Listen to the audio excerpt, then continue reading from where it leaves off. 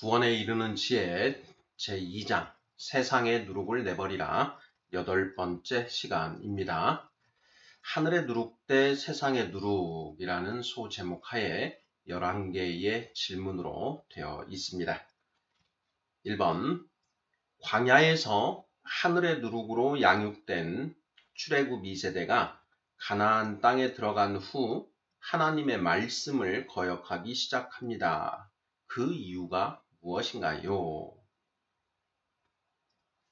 2번 하늘의 누룩으로 빚어지면 알곡이 됩니다. 세상의 누룩으로 빚어지면 무엇이 되나요?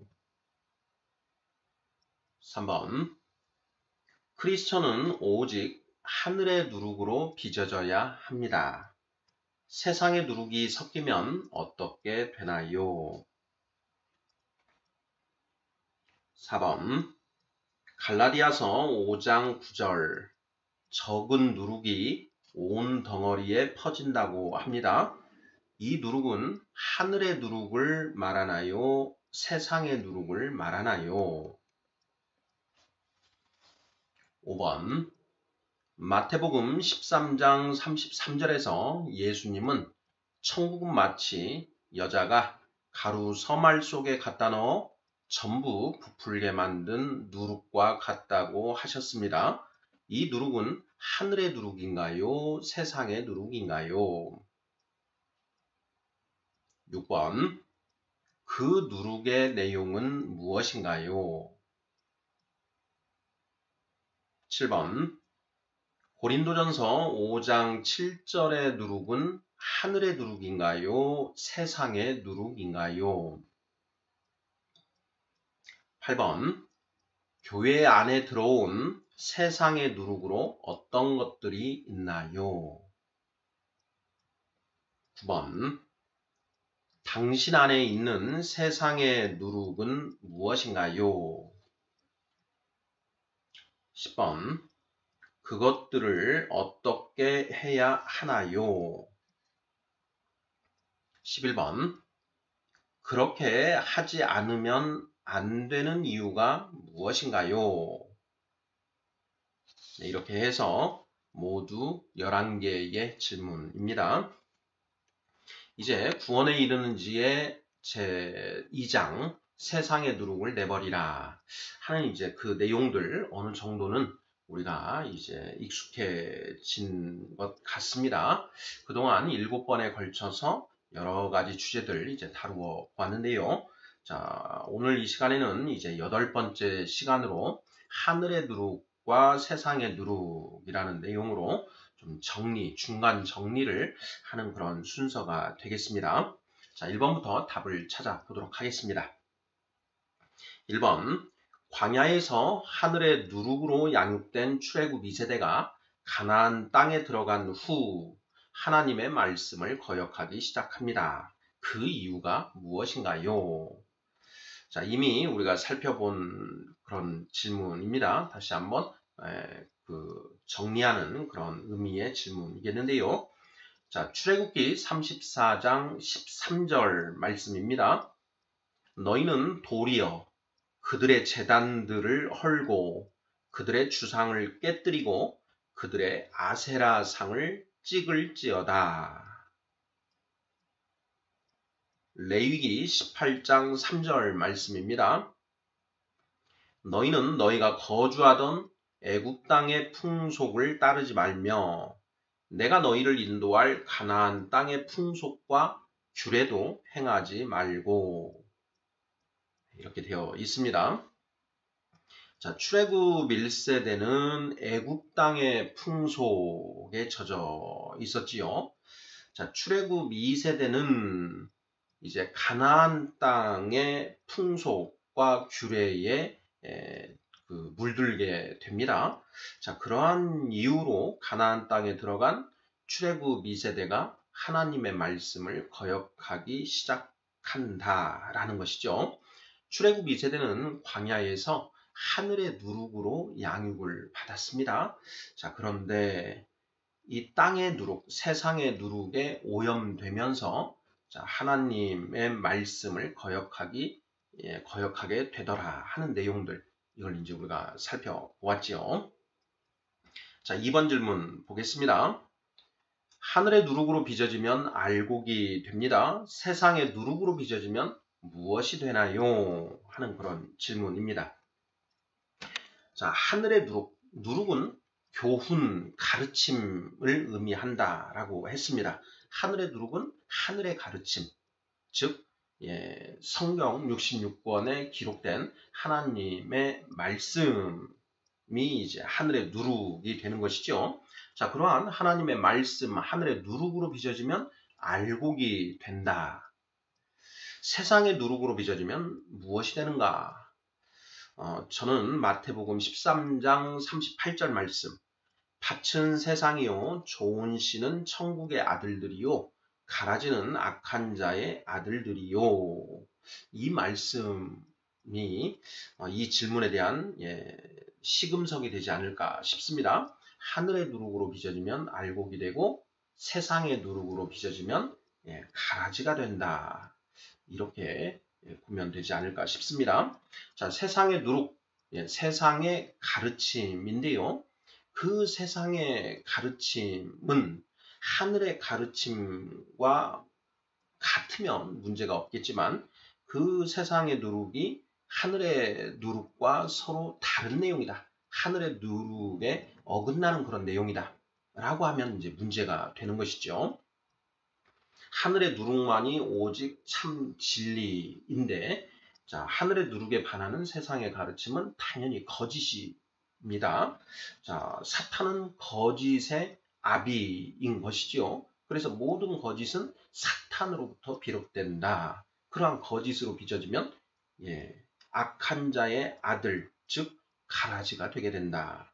마태복음 13장 38절 이렇게 답을 하면 틀림없지 않을까 싶습니다. 3번 질문입니다. 크리스천은 오직 하늘의 누룩으로 빚어져야 합니다. 세상의 누룩이 섞이면 어떻게 되나요? 자, 하늘의 누룩만으로 빚어져야 순전한 크리스찬이 될 수가 있는 것인데, 자, 만일 세상의 누룩이 섞이게 되면 어떻게 되는가? 이 부분도 이제 우리가 생각을 해 보아야 되겠지요. 자, 주로 하늘의 가르침으로 빚어지는데 그 중에 일부 세상의 가르침이 들어온 경우 그 사람은 어떻게 될 것인가 하는 이제 이런 질문인 것이죠. 자, 조금 더 우리가 확장해서 교회 내에 성도들의 모임인 그런 교회 내에 세상의 누룩이 들어온 경우에 어떻게 되는가 하는 문제로도 우리가 확장해서 생각해 볼 수 있겠지요. 자, 저는 전도서 10장 1절 말씀이 이 문제에 대한 답이 되지 않을까 이렇게 생각해 보았습니다. 전도서 10장 1절입니다. 죽은 파리들이 향기름을 악취가 나게 만드는 것 같이 적은 우매가 지혜와 존귀를 난처하게 만드느니라 이렇게 되어 있습니다. 죽은 파리들이 향기름을 악취가 나게 만든다. 자, 그것처럼 적은 우매, 어리석을 우자, 그 다음에 어리석을 맺자, 우매. 적은 우매가 지혜와 존귀를 난처하게 만든다라는 그런 말씀이지요. 자, 하늘의 누룩만으로 빚어져야 되는데, 자, 거기에 세상의 누룩이 들어옵니다. 자, 그러면 죽은 파리들이 향기름을 악취가 나게 해서 그 전부를 못 쓰게 만드는 것처럼 된다. 적은 우매, 세상의 누룩이 지혜와 존귀, 즉 하늘의 누룩을 난처하게 만든다라는 그런 의미이지요. 자, 3번 질문. 크리스천은 오직 하늘의 누룩으로 빚어져야 합니다. 세상의 누룩이 섞이면 어떻게 되나요? 죽은 파리가 향기름을 악취가 나게 만든다. 그럼 그 향기름은 쓸 수 있습니까? 없습니까? 쓸 수가 없지요. 향기름이 완전히 망쳐져 버리는 그런 것이죠. 자, 출애굽 2세대 하늘의 누룩으로 광야에서 양육이 되었습니다. 자, 그런데 가나안 땅에 들어가서 가나안 땅의 이방인들과 섞이게 되면서 그들의 그 풍습들에 조금씩 젖게 되지요. 바로 그것으로 인해서 완전히 그 하늘의 누룩으로부터 벗어나는 그런 상태가 되지 않습니까? 광야에서 출애굽 1세대 역시 뭐 이런 일이 있었지요. 그 미디안 여인들과 음행을 하기 시작하면서 그 미디안의 이방 우상들에게 절하기 시작합니다.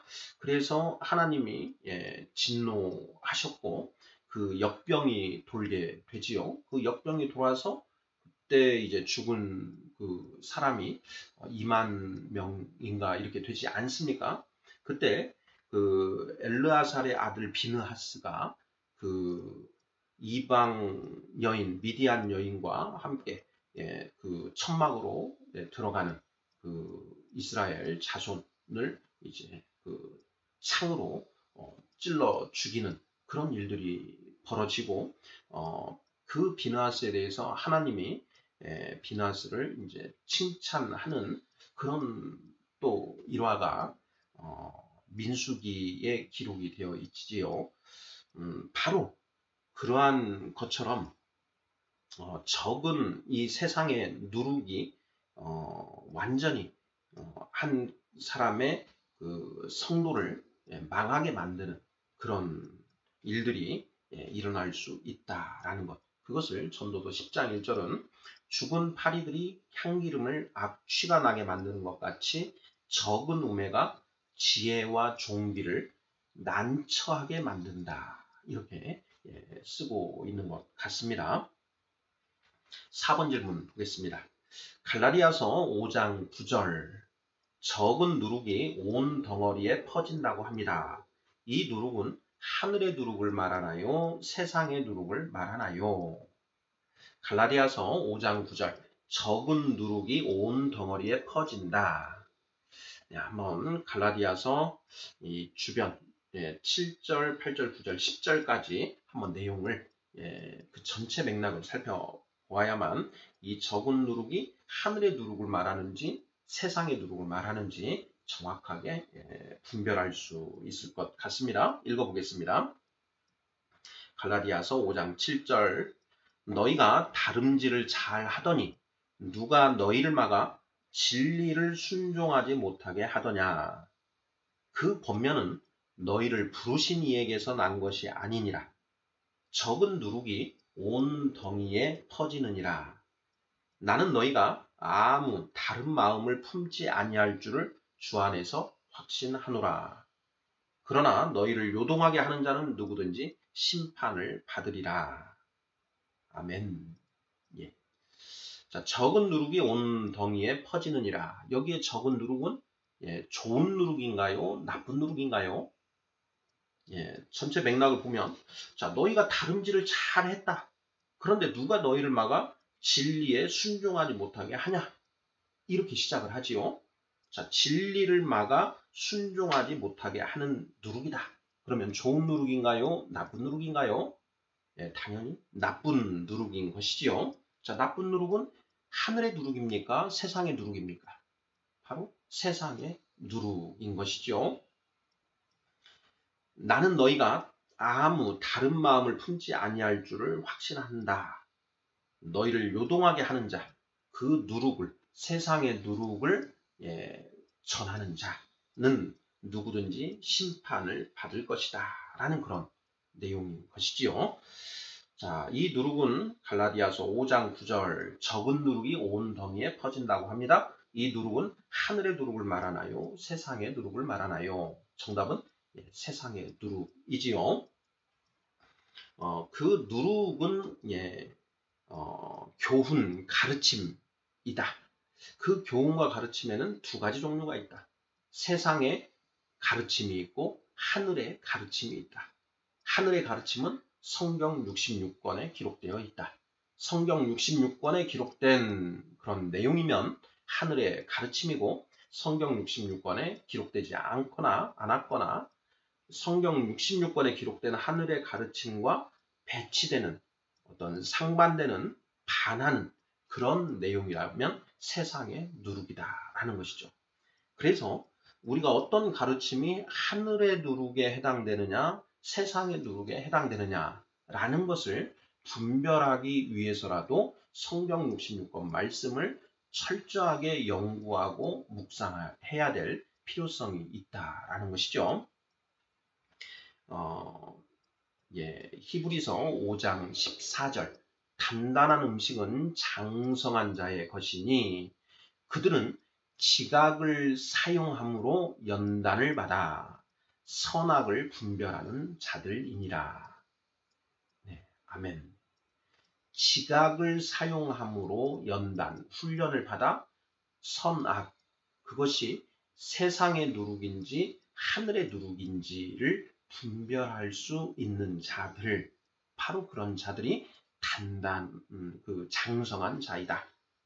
그들은 성경에 다소 어려운 그런 말씀들도 충분히 이해하고 소화시켜서 어떤 것들이, 어떤 가르침이 하늘의 가르침인지 아닌지를 분별할 수 있는 그런 시각을 가지게 된다라는 것이죠. 그래서 우리가 성경 66권에 기록된 하나님의 말씀을 열심히 읽고 연구하고 또 올바르게 이해해야만 한다. 그것이 우리 힘으로 되는 일이 아니지요. 바로 성령께서 조명을 해 주실 때 그것이 가능한 것인데, 예수님이 십자가에서 죽으심으로써 우리 모든 사람들이 성령을 받을 수 있는 길을 열어주셨다. 사도행전 2장 38절 베드로가 이르되 너희가 회개하여 각각 예수 그리스도의 이름으로 세례를 받으라. 그리하면 너희가 죄사함을 받고 성령을 선물로 받으리라. 이렇게 성령 시대가 열린 것이지요. 그 성령님의 조명하심으로 우리가 성경 66권 하나님의 말씀을 비로소 온전히 이해할 수 있게 된다라는 것입니다. 5번 질문 보겠습니다. 마태복음 13장 33절에서 예수님은 천국은 마치 여자가 가루 서말 속에 갖다 넣어 전부 부풀게 만든 누룩과 같다고 하셨습니다. 이 누룩은 하늘의 누룩인가요? 세상의 누룩인가요? 네, 천국은 마치 여자가 가루 서말 속에 갖다 넣어 전부 부풀게 만든 누룩과 같다. 이때 누룩은 좋은 누룩인가요? 나쁜 누룩인가요? 좋은 누룩인 것이죠. 여자가 가루 서말을 한 사람의 크리스찬으로 이해를 할 것이냐, 아니면 그 크리스찬들의 연합인 교회를 의미하는 것이냐, 어떻게 해석하든 그 안에 그 좋은 누룩이 들어왔고 그 좋은 누룩으로 인해서 그 전부가 좋게 변했다. 천국은 마치 가루 서말 속에 갖다 넣어 전부 부풀게 만든 누룩과 같다. 천국은 누룩과 같다. 부풀게 만든 누룩과 같다. 그 누룩은 좋은 누룩입니까? 나쁜 누룩입니까? 좋은 누룩이죠. 누룩은 교훈 가르침을 의미한다. 누룩에는 하늘의 누룩과 세상의 누룩이 있다. 그러면 좋은 누룩, 천국의 비유에 쓰인 이 누룩은 하늘의 누룩인가 세상의 누룩인가? 당연히 하늘의 누룩이다. 이렇게 해석을 하는 것이 자연스럽고 누구나 이해할 수 있는 그런 해석 같다라는 것 이미 우리가 살펴보았습니다. 정답은 하늘의 누룩이다. 6번 문제입니다. 그 누룩의 내용은 무엇인가요? 전부 부풀게 만든 그 누룩의 내용이 무엇이냐? 누룩은 교훈 가르침이라고 했다. 그 누룩의 내용이 무엇입니까? 핵심은 한마디로 하면 예수 그리스도가 되는 것이죠.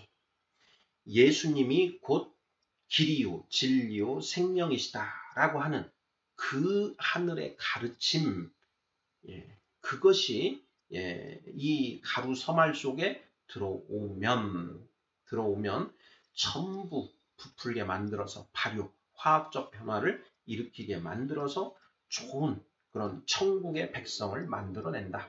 이런 의미 맥락 아니겠습니까? 자, 그 누룩의 내용은 무엇이냐? 본질은 예수 그리스도이시다. 예수님은 누구신가요? 하나님의 말씀. 하나님의 말씀이 곧 길이요 진리요 생명이다 라고 하는 그 가르침, 그것이 우리 안에 이제 주어지는 것이죠. 히브리서 4장 2절. 자, 그들도 우리와 마찬가지로 복음 전함을 받은 자이나 복음이 그들에게 유익하지 않은 것은 그들이 믿음과 결부시키지 않음이라. 하나님의 말씀이 유일한 길, 유일한 진리, 유일한 생명이다 라는 것을 온전히 확신하고 가는 것. 이것이 바로 이 누룩의 본질, 핵심이다. 이렇게 맥락으로 대답하면 맞지 않을까 싶습니다. 7번 문제입니다. 자, 고린도전서 5장 7절의 누룩은 하늘의 누룩인가요? 세상의 누룩인가요? 자, 고린도전서 5장 7절.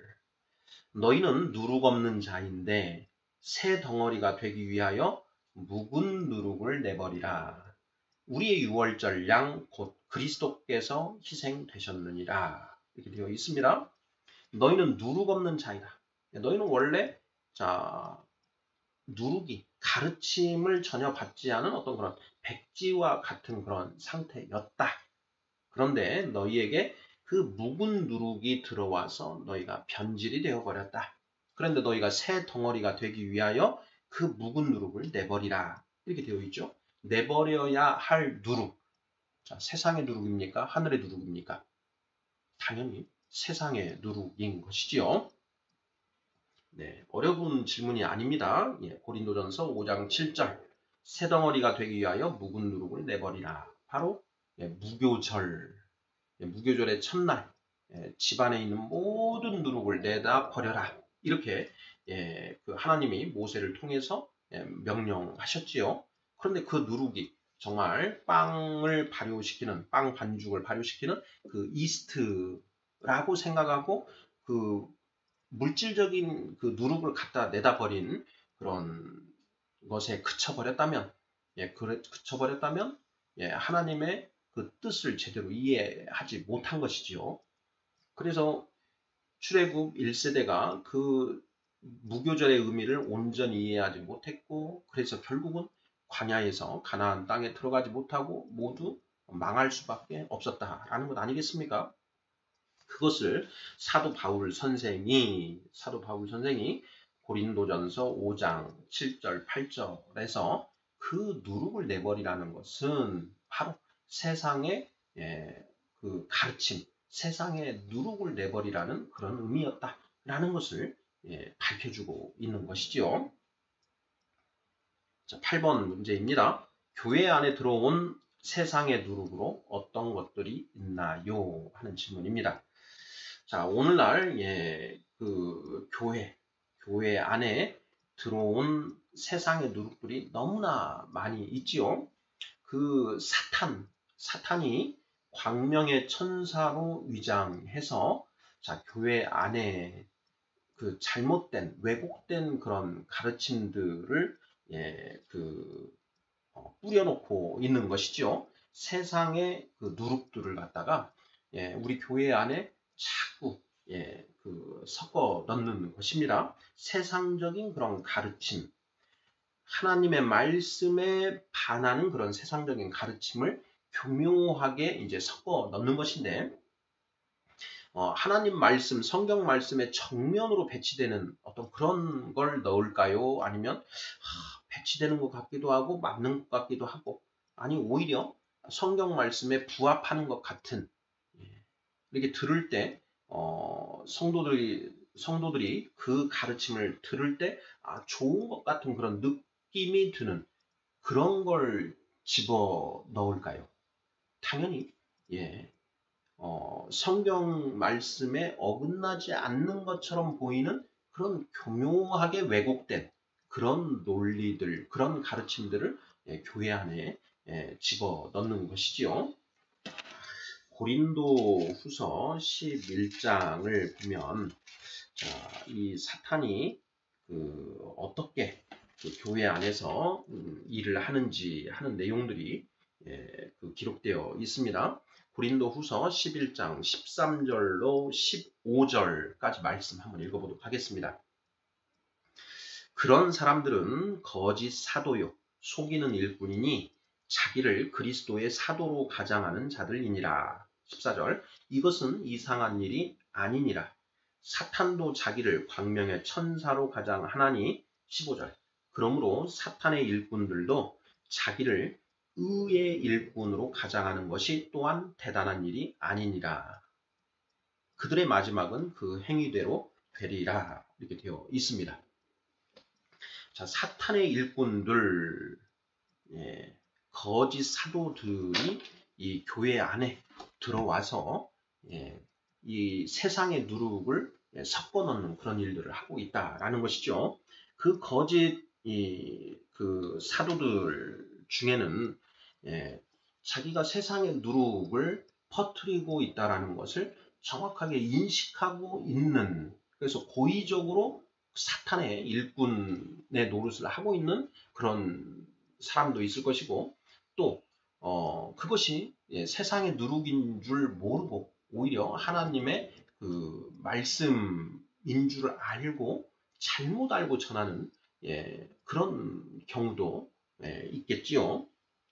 그래서 이 가르치는 자, 그리고 하나님의 일꾼이라고 하는 그 각 사람들이 내가 전하는 이 말씀이 하늘의 누룩인지 세상의 누룩인지를 철저하게 되돌아보고 깊이 생각을 해서 전해야 되는 그런 책임이 또 있는 것입니다. 왜냐? 그들의 마지막은 그 행위대로 된다라고 이렇게 성경에 기록되어 있기 때문 아니겠습니까? 예수님께서 바리새인과 서기관들을 향해서 화 있을진저 독사의 자식들아 하고 책망하십니다. 자, 너희는 천국 문을 막고 서서 너희도 들어가려 하지 않고 들어가려고 하는 자들도 들어가지 못하게 한다. 이렇게 말씀을 하시지요. 자, 또한 너희가 이 온 땅과 이 바다를 뒤져서 교인 하나를 찾아다가 너희보다 2배는 더 악한 그런 사람으로 만든다라는 지옥 자식을 만든다 하는 그런 말씀을 하시지 않습니까? 네, 마태복음이죠. 마태복음 23장 13절입니다. 화 있을진저 외식하는 서기관들과 바리새인들이여 너희는 천국 문을 사람들 앞에서 닫고 너희도 들어가지 않고 들어가려 하는 자도 들어가지 못하게 하는도다. 15절 화 있을진저 외식하는 서기관들과 바리새인들이여 너희는 교인 한 사람을 얻기 위하여 바다와 육지를 두루 다니다가 생기면 너희보다 배나 더 지옥 자식이 되게 하는도다.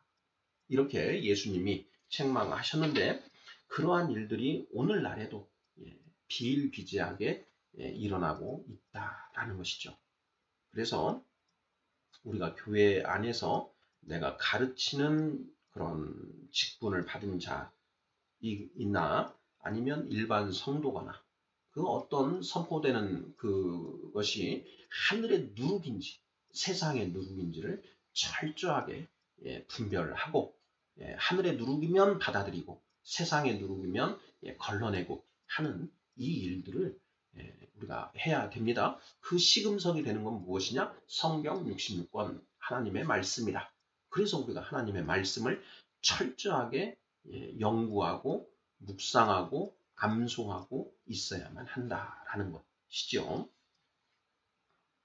자, 교회 안에 들어온 세상의 누룩으로 어떤 것들이 있는가 하는 그런 질문입니다. 성경 말씀에 반하는 세상적인 생각들, 이런 것들이 다 세상의 누룩인 것이지요. 교회의 부흥, 양적인 부흥을 목표로 활용되는 세상적인 그런 마케팅 기법이라든가 또 세상적인 그런 놀이 문화, 이러한 것들이 우리 교회 안에 이렇게 들어오는 경우가 있습니다. 바로 그러한 것들이 이제 세상의 누룩이 되는 것이죠. 우리가 구약 성경에 레위기로 기억이 되는데요. 자, 너희가 재물에 누룩과 꿀을 섞지 말라라는 이제 그런 말씀이 있습니다. 자, 꿀은 이제 달콤한 것인데 재물에 꿀을 섞지 말라라는 것이 무슨 의미인가? 그 재물에 누룩을 섞지 말라. 이때 누룩은 좋은 누룩일까요? 나쁜 누룩일까요? 당연히 나쁜 누룩이죠. 누룩은 교훈 가르침을 의미한다. 그러면 누룩을 섞지 말라는 것은 세상의 그 가르침을 섞지 말라라는 것이죠. 재물. 자, 너희가 거룩한 산 제물로 너희를 바치라. 로마서 12장 1절인가요? 14장 1절. 우리가 하나님께 드려지는 거룩한 산 제물인 것인데 거기에 누룩을 넣지 마라. 세상의 거짓 가르침을 받아들이지 말라. 이런 의미, 그걸 섞지 말라는 의미가 될 것 같고, 꿀을 넣지 마라. 꿀은 달콤한 세상의 어떤 그런 놀이 문화, 이런 것들을 하나님의 가르침 안에 집어넣지 말라. 이런 의미가 아닐까, 이런 생각이 드는데요. 교회 안에 들어온 세상의 누룩, 성경 66권 말씀에 반하는 세상적인 그런 가르침들은 모두 다 세상의 누룩이다. 자, 이와 관련해서 제가 어느 부분을 읽어보니 이런 내용들이 있습니다. 1970년대 중반 이후 미국에서 등장한 초대형 교회는 주로 펠라기우스 혹은 아르미니우스 신학을 바탕으로 깔고 있는 교회 성장 신학을 목회적으로 접목하기 위해 심리학이나 경영학 원리를 적극 목회에 도입한 마케팅 교회나 부와 건강의 복음과 불건전한 성령 체험을 결합한 은사주의 유형의 교회에서 대부분 생겨났다.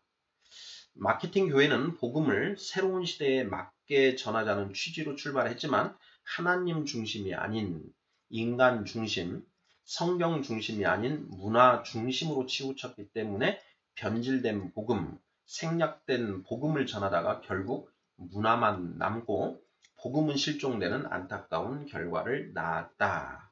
네, 이런 이제 그 내용을 읽었는데 바로 교회 안에 세상의 누룩이 들어옴으로써 어떠한 결과가 폐단이 만들어지는가 하는 부분을 지적하고 있는 그런 내용으로 보여집니다. 교회 안에 세상의 누룩이 들어오지 못하게끔 해야 되고 들어온 누룩들은 철저히 내버려야 되는 것이죠.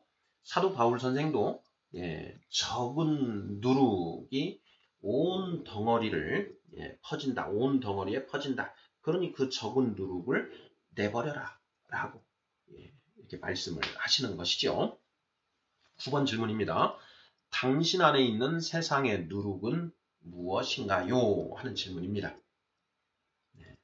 자, 우리 성령 받은 우리 성도들, 우리 성도들이 첫 번째로 해야 될 일은 세상의 누룩을 모두 내버리는 일이죠. 기존에 우리가 이 세상 속에서 그 의도적으로든 아니면 의도하지 않았던 그런 세상의 거짓 가르침으로 우리가 빚어져 있는 그런 상태인데, 자, 우리가 온전한 크리스찬, 순전한 크리스찬이 되기 위해서는 그 세상의 가르침들을 모두 내버려야 된다라는 것이죠. 구원에 이르는 지의 제2장, 세상의 누룩을 내버리라. 바로 그걸 가장 먼저 해야 되는데, 자, 내 안에 아직도 남아있는 세상의 누룩이 있는가 하는 것들, 이걸 이제 점검을 해봐야 되는 것입니다. 사실 완전히 다 비우고 완전히 다 지워버리고 내 안에 있는 모든 생각들을 완전히 지워버리고 오직 성경 66권 말씀만으로 다시 채워넣는 그런 작업을 해야 되는데 이렇게 우리가 그림을 그리다가도 지우더라도 그 잔재가 남아있지 않습니까? 잔형 이런 것들이 남게 되는데 그 남아있는 잔형이 이 성경 말씀을 왜곡하게 되더라라는 것이죠. 기존에 내가 가지고 있던 어떤 선입관, 선입견 이러한 것들이 하나님의 말씀을 읽을 때 조금씩 작용을 해서 그 말씀의 본질을 어긋나게 하는 경우들이 너무나 많다라는 것이죠.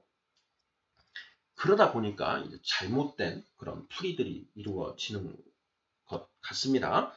자, 당신 안에 있는 세상의 누룩은 무엇인가요?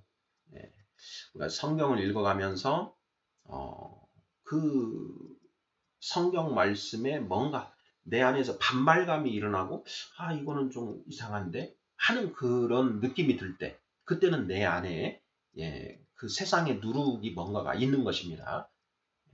그때 내가 잘못 생각하고 있는 것이 무엇인가 하는 부분을 거기에서 심층 분석을 해서 그것을 완전히 제거하고 오직 하나님의 말씀만으로 빚어져야 된다.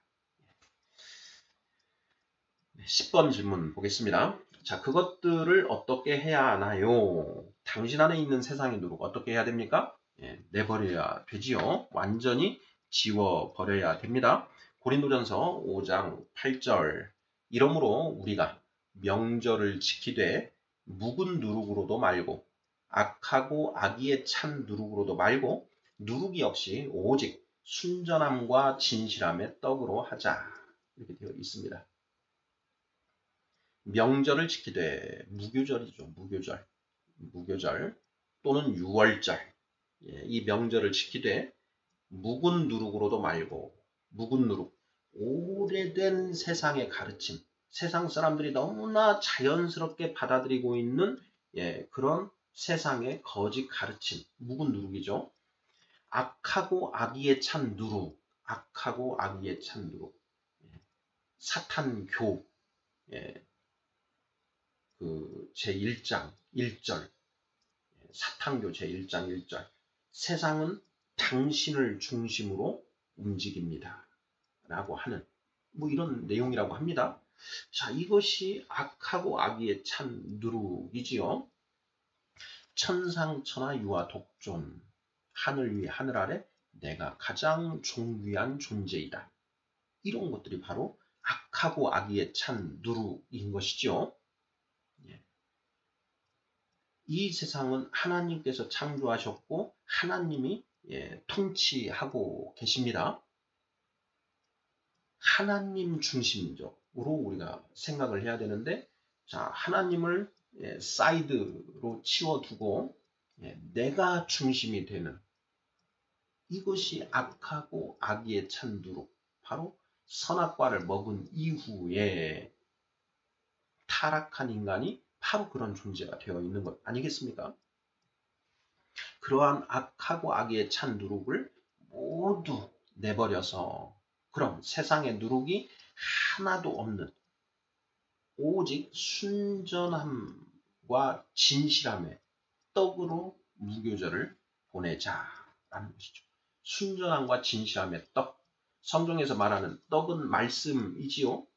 그럼 그 말씀에 이런 세상의 누룩이 전혀 들어가지 않은 순전하고 진실한 그런 순전한 말씀으로 우리가 명절을 지켜야 한다. 이런 내용인 것이죠. 빌립보서 3장 8절 9절 또한 모든 것을 해로 여김은 내 주 그리스도 예수를 아는 지식이 가장 고상하기 때문이라. 내가 그를 위하여 모든 것을 잃어버리고 배설물로 여김은 그리스도를 얻고 그 안에서 발견되려 함이니 되어 있습니다. 내가 그리스도 예수를 아는 지식, 그리스도 예수 우리가 성경을 읽을 때 예수, 그리스도라는 이제 지칭하는 표현이 나오면 하나님의 말씀으로 바꿔서 읽으면 딱 뜻이 명확해진다라고 했습니다. 내가 하나님의 말씀을 아는 지식이 가장 고상하기 때문에 그 하나님의 말씀을 위하여 모든 것을 잃어버리고 배설물로 여긴다. 똥으로 여김은 하나님의 말씀을 얻고 그 말씀 안에서 내가 발견되고자 하는 것이다.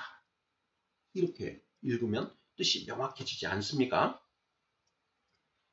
하나님의 말씀에 반하는 모든 것, 그러한 것들은 다 똥이다. 똥 오줌이다. 그럼 다 버려야 된다. 사도 바울 선생이 성령을 받고 세례를 받고 성령을 받지요. 아나니아로부터 그렇게 받고 10년 동안 자기 고향에 가 있은 후에 이제 안디옥 교회에 청빙을 받아서 안디옥 교회에서 드디어 이제 사역을 시작하게 되는데요. 그 10년 동안 무엇을 했을까 하는 부분들, 목사님들께서 설교를 해주시지 않습니까? 그 10년 동안 이제 사도 바울이 성경을 다시 연구를 하면서 기존에 자신이 잘못 생각하고 있던 그 모든 것들을 다 버리고 성경을 다시 완전히 새롭게 이해하기 시작한 것이죠. 예수 그리스도라는 그 누룩을 기초로 해서 기존에 자신이 잘못 배우고 이해했던 그 구약 39권의 말씀들을 새롭게 이해를 하는 것이죠. 또한 나아가서 그 예수님이 이 땅에 오셔서 3년 동안 설교하셨던 그런 내용들을 수집해서 연구하는 이런 작업을 하지 않았겠습니까? 그렇게 10년 동안 그렇게 하고 나서 비로소 어느 정도 이제 하나님의 뜻과 하나님의 말씀을 이제 어느 정도 제대로 이해를 하게 된 그런 상황에서 이제 안디옥 교회의 청빙을 받게 된 것이다. 이런 취지의 이제 그 설교들을 목사님들께서 해주시는데요. 저는 뭐 거의 그랬을 것이다 라는데 동의합니다. 우리 성도님들은 어떠신지요?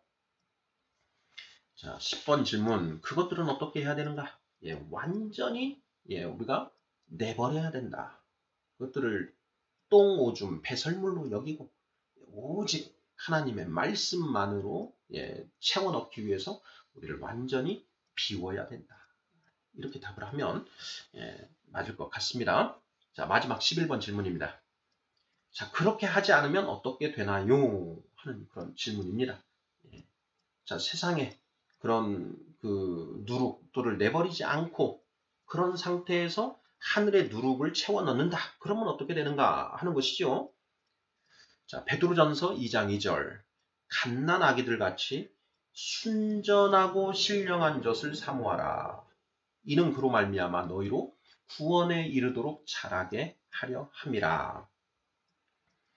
갓난 아기들처럼 순전하고 신령한 젖을 사모하라. 순전하고 신령한 젖. 젖은 하나님의 말씀. 그런데 순전하고 신령한 그 젖을 사모하고 취해야 된다라는 것이죠. 그렇게 해야만 구원에 이르도록 자랄 수 있다라는 것이죠. 자, 베드로후서 3장 16절. 또 그 모든 편지에도 이런 일에 관하여 말하였으되 그 중에 알기 어려운 것이 더러 있으니 무식한 자들과 굳세지 못한 자들이 다른 성경과 같이 그것도 억지로 풀다가 스스로 멸망에 이르느니라 되어 있습니다. 자, 베드로 사도가 사도 바울의 그 편지, 서신서들을 언급하면서 그 사도 바울의 편지에도 이런 일에 관하여 기록이 되어 있다. 그런데 그 중에 알기 어려운 것이 더러 있는데 무식한 자들과 굳세지 못한 자들이 그것도 억지로 풀다가 스스로 멸망에 이르더라 라는 것이죠. 베드로후서 3장 어떤 내용입니까? 네, 하나님의 나라, 예수님이 언제 도대체 재림하시는 것입니까?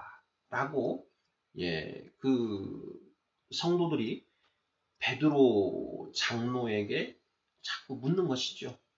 지금 엄청난 크리스찬에 대한 박해가 진행되고 있는 그 와중에 예수님은 도대체 언제 오시는 겁니까? 하고 이렇게 질문을 하는데, 자, 그에 대해서 자, 베드로 사도도 궁금했겠지요. 그것에 대해서 하나님께 그 질문을 던지고 그 답을 받았는데 결국 이렇게 답을 하지 않습니까? 주님에게는 천년이 하루 같고 하루가 천년과 같다. 어떤 이들이 말하는 것처럼 주님의 재림이 더디인 것이 아니요, 하나님은 한 사람도 멸망하지 않기를 바라시느니라, 이런 이야기를 하면서 그 때가 올 것인데 그 때는 도적같이 온다라는, 올 것이다 라는 이런 이제 내용들을 말하지 않습니까? 베드로후서 3장 8절 9절입니다. 사랑하는 자들아, 주께는 하루가 천년 같고 천년이 하루 같다는 이 한 가지를 잊지 말라. 9절, 주의 약속은 어떤 이들이 더디다고 생각하는 것 같이 더딘 것이 아니라 오직 주께서는 너희를 대하여 오래 참으사 아무도 멸망하지 아니하고 다 회개하기에 이르기를 원하시느니라.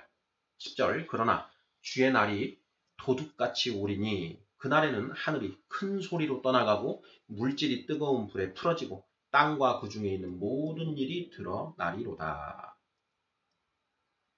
11절, 이 모든 것이 이렇게 풀어지리니 너희가 어떠한 사람이 되어야 마땅하냐? 거룩한 행실과 경건함으로 하나님의 날이 임하기를 바라보고 간절히 사모하라. 그날에 하늘이 불에 타서 풀어지고 물질이 뜨거운 불에 녹아지려니와. 13절, 우리는 그의 약속대로 의가 있는 곳인 새하늘과 새 땅을 바라보도다. 이렇게 이런 내용들, 주님의 재림에 대한 그런 말씀들을 이렇게 기록을 하면서 사도 바울의 편지에도 이런 내용들이 기록되어 있다. 자, 15절입니다. 또 우리 주의 오래 참으심이 구원이 될 줄로 여기라. 우리가 사랑하는 형제 바울도 그 받은 지혜대로 너희에게 이같이 썼고. 그런데 무식한 자들과 굳세지 못한 자들이 그것을 억지로 풀다가 멸망에 이른다라는 것이죠. 억지로 푼다. 무식한 자들, 굳세지 못한 자들. 어떤 사람들이냐? 세상의 누룩을 내버리지 않고 세상의 누룩에 하늘의 누룩을 혼합해서 짬뽕을 해서 이해한 그런 자들인 것이죠. 그들은 스스로 멸망에 이른다. 이렇게 되는 것이죠. 전도서 10장 1절도 이 질문에 대한 답이 되겠습니다. 3번 문제에서 본 것처럼 죽은 파리들이 향기름을 악취가 나게 만드는 것 같이 적은 우매가 지혜와 존귀를 난처하게 만드느니라. 이렇게 되는 것이죠. 우리가 이미 살펴본 자기의 소유를 다 팔아, 지난 시간에 살펴봤지요. 밭에 감추인 보화, 그리고 극히 값진 진주를 발견한 사람이 가서 자기의 소유를 다 팔아 그 밭과 진주를 사더라. 그걸 다 팔고 사야 되는데, 그러지 않으면, 그것을 다 팔지 않으면 그것을 온전히 사는 것이 아니죠.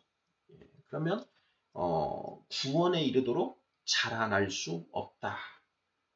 잘못된 신앙으로 장성한 자에 이르지 못한다. 장성한 자에 이르지 못하고 결국은 멸망하게 된다. 이런 맥락으로 답을 하면 딱 성경 말씀에 부합하는 내용이 답이 될 것 같습니다. 자, 구원에 이르는 지혜 2장, 세상의 누룩을 내버리라. 8번째 시간, 하늘의 누룩 대 세상의 누룩이라는 제목 하에 11개의 질문들 살펴보았습니다. 아멘.